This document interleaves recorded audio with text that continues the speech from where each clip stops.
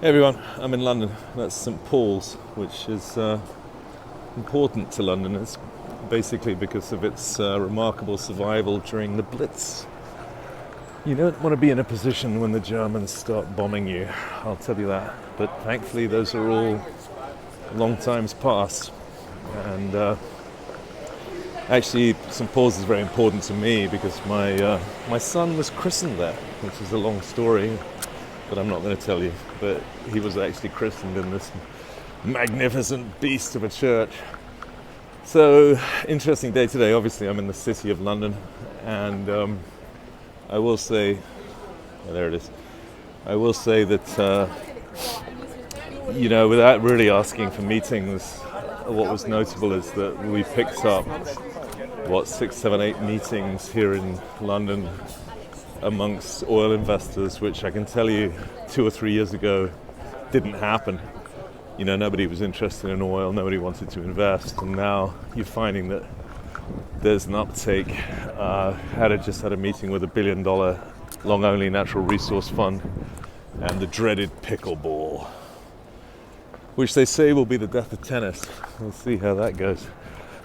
But it's what's interesting is that Europe is sort of semi-back to oil investment, or at least much more invested off the lows, and that would, ostensibly be positive for the stocks. The problem is that the outlook is pretty bearish right now, basically because the China data is coming through rough.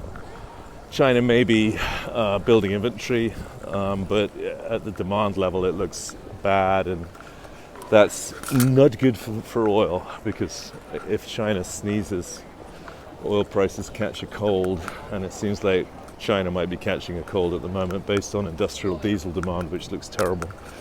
So, a bit of concern there. But, at the same time, Saudi continues to hold the market together. The other thing that we're thinking about is the extent to which oil and the dollar positively correlate these days.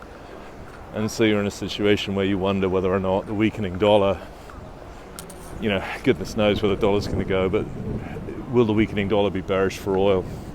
There you go, St Paul's. So those are a couple of things that are out there. The major issue, of course, is always refining margins. That's your leading indicator of demand, the only leading indicator of demand. And whilst refining margins are above mid-cycle, they should be good in Q3, and they're not, relative to where they were earlier this year. So we used to say that refiners make 1 in Q1, 2 in Q2, 3 in Q3, and 0 in Q4. And then with the US unconventional revolution in oil, because of the cheap oil available and the cheap natural gas available to refiners, essentially they started making profit in Q4, where they used to make 0, and you structurally raised annual margins, and that was huge for the stocks. The problem right now is that Q3 margins are rough, which is the best quarter for earnings. And typically things just don't get stronger after Labor Day. Why would they? Because people stop driving. So the efficiency of the US vehicle fleet seems to be feeding through into weak gasoline demand relative to where we've been in the past. I think that's very logical. And the pendulum here is swinging, and I think that's happening globally a bit from, EVs are going to be huge to EVs are going to be a disaster, and now back to actually we are selling quite a lot of EVs. And of course, a huge part of that, above all, is the enormous penetration that you're seeing in China for EVs, which is more worries about China. So the situation is definitely falling more and more on the Saudis to control the market, and they're doing that. The question is, and we raised this question a year ago now, less than a year ago, when are we going to get the market share war? I think it's early to talk about that, but I guess I was saying it in October last year, so I've been saying it for a while. It's just we're watching the balances very closely for if we're going to hit a moment where Saudi loses patience. And one of the key phrases here that we've talked about on these videos is the relation of Saudi and UAE, and whether or not the UAE is just going to resolutely press ahead with more volumes as scheduled Q3 into Q4, or whether they listen to the Saudis and hold back. And at that point, the relationship between MBZ, the head of UAE, and MBS, the head of Saudi, which seems to be fraying, and we've seen the breakdown of the Qatari-Saudi relationship.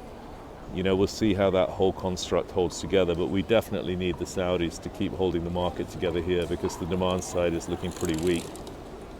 It's not a disaster. There's still 1 billion plus people in the world.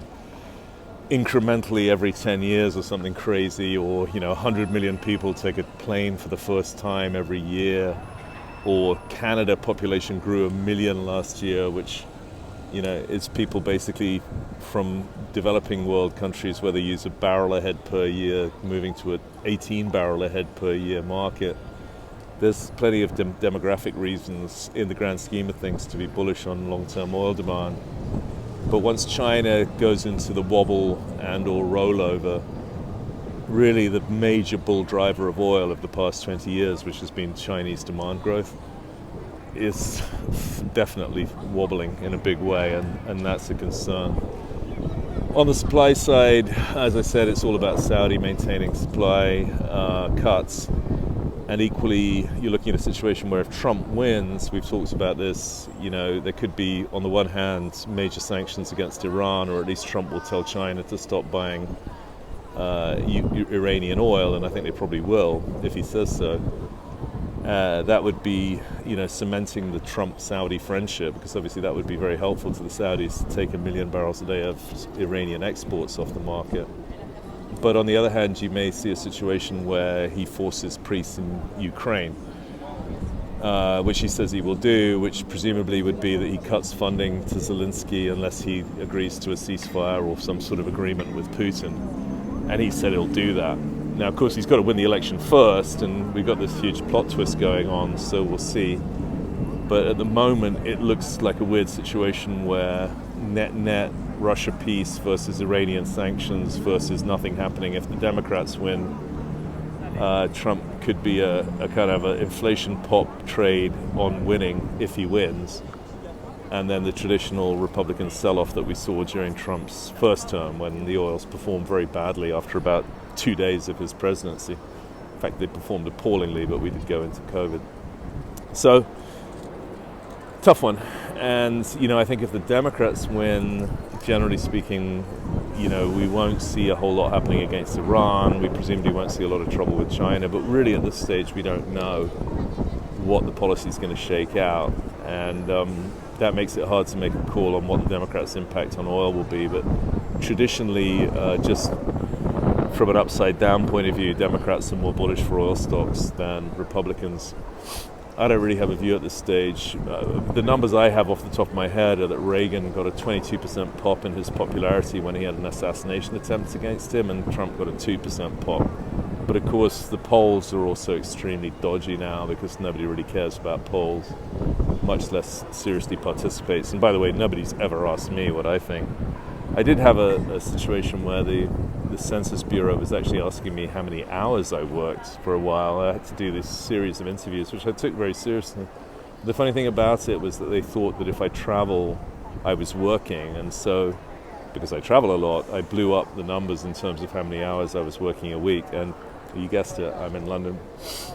Amongst the investors, what I'm finding interesting is nobody has the big bear argument for oil. If any kind of major oil analysts, if there are any left, I don't hear anyone saying, oh my God, we're going to 40, which I think is an easier scenario to construct than it is that we're going to 100. And one of the points I make to people is that geopolitically, I hear this lazy comment that, geopolitics, anything could happen and immediately spike the oil price. And my attitude towards that is, look, what do you want to do here with your geopolitical risk? Do you want to have Iran attack Saudi's major central processing facility at Abqaiq and knock out 7 million barrels a day? Did that. Do you want Russia to invade Ukraine? Did that. Do you want terrorists in Yemen to attack Suez tankers? Gotcha. Do you want a war between Iran and Israel? It's on. And, oil can't get out of its own way, basically because of spare capacity. So even if you lose Iranian exports, you still have too much capacity, and it's tough, especially with China demand weakness, to construct a bull argument at this point, in my view, once we get past Labor Day. And nobody wants a bearish oil analyst, which is kind of where I'm at right now. I just can't construct a scenario where we get to 110, but I can construct a scenario where we get to 40, especially if Saudi loses patience over the course of the next year, which we've talked about before, which is how I started this message. Will we get a market share war over the next year if things get really weak? And of course, as you know, a lot of the important people in terms of how demand is doing in the US are basically saying it's weaker, which would be things like airlines, trucking, FedEx, all the usual suspects are essentially saying there's a pretty significant slowdown on from what's already weak-ish, not against history, but weak-ish for Q3 margins in refining, which are the first principal indicator of demand. So demand looks weak, China's very concerning, and we've got 2 to 3 million barrels a day of spare capacity with the Saudis holding it together, but a fraying relationship with the UAE. Not easy to make a bull case from all of that. If we were forced to make a choice, we kind of like the long nat gas equities, but it's a choice between groups that are getting really beaten up, refining or nat gas. I think the ultimate hiding place is things like Cheniere on the LNG side. Client was asking me about maybe Schlumberger, although that seems like a bit of a hero call. And then midstream and midstream consolidation is another theme that people are talking about here. I'm still getting the usual raft of questions about Chevron versus Exxon over Hess, and nothing much, to be honest, is changing there. It still seems like Exxon's playing a spoiling tactic. The carry is very expensive for hedge funds to short Chevron, so they aren't shorting Chevron.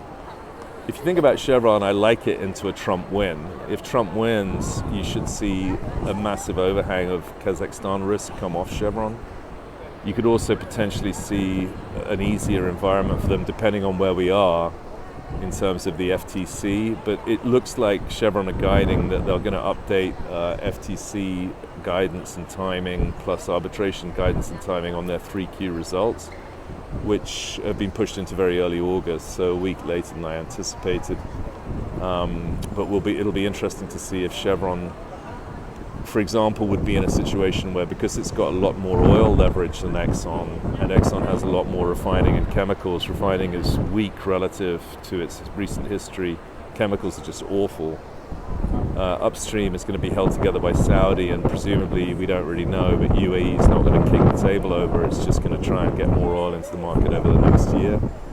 That, generally speaking, you would say would be supportive for E&P, bad for refiners, and volumes would stay high, so you'd be okay on midstream. And then, Halliburton got beaten up on its results because you've got to reduce US activity, which is likely to continue, but international activity remains strong. And so Schlumberger came out well from its results last Friday. Well, I hope all that makes sense, but welcome to London. Can I find a Union Jack somewhere? Maybe I can find a red London bus. Yeah, there's one. There you go.